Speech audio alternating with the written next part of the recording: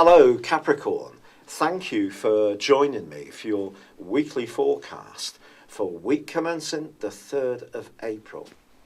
You're given a wonderful opportunity to demonstrate your creativity this week, with Mercury having joined up with the storming energies of Mars in the most self-expressive part of your scope.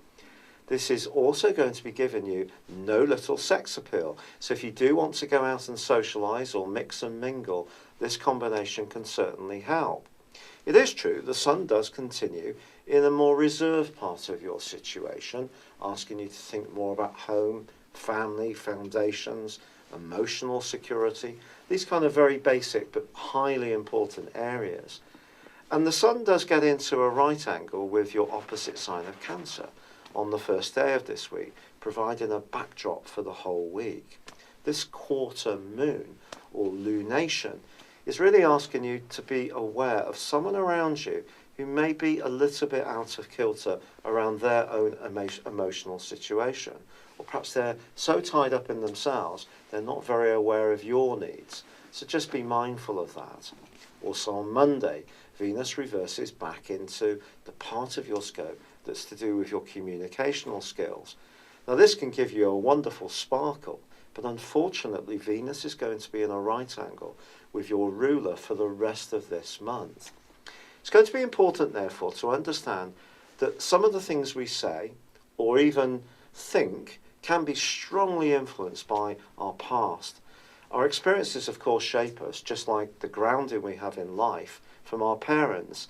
Mother's little messages is one of the things that's said to forge us in a very powerful way. And when it comes to how you interact in a more romantic context, some of those past energies which you've embraced, perhaps even thought processes or belief systems, they could be challenged by someone over the rest of April. Or perhaps you're going to be challenging someone else. But some of the things that come up could be things that have been kept out of sight. They may be a bit tricky, issues that are a bit more on the shadow side of yourself or the person you're involved with. But it is an opportunity to explore them. And over the last couple of years, your ruler has been giving you the chance to do precisely that. And from Thursday for 5.5 months, he ups the ante by going into reverse. This suggests that there may be times when you do want to retreat a little bit from person kind.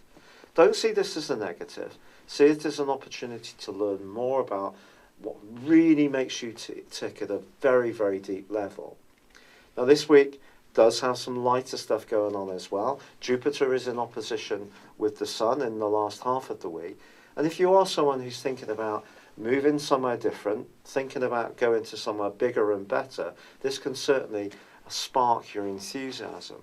But it's also reminding you not to go for something that's actually not really totally affordable, maybe a bit too ambitious. It may be very swanky, but do think about how you would cover the cost, especially if your circumstances changed.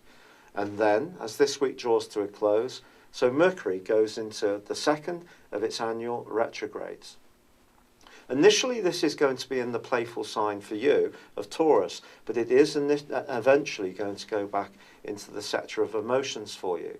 So while this process goes on, I think there may be something creative that you start, but I think the overwhelming echo that comes from the Sun is it just feels right at the heart of your very being. It's been a real pleasure being with you.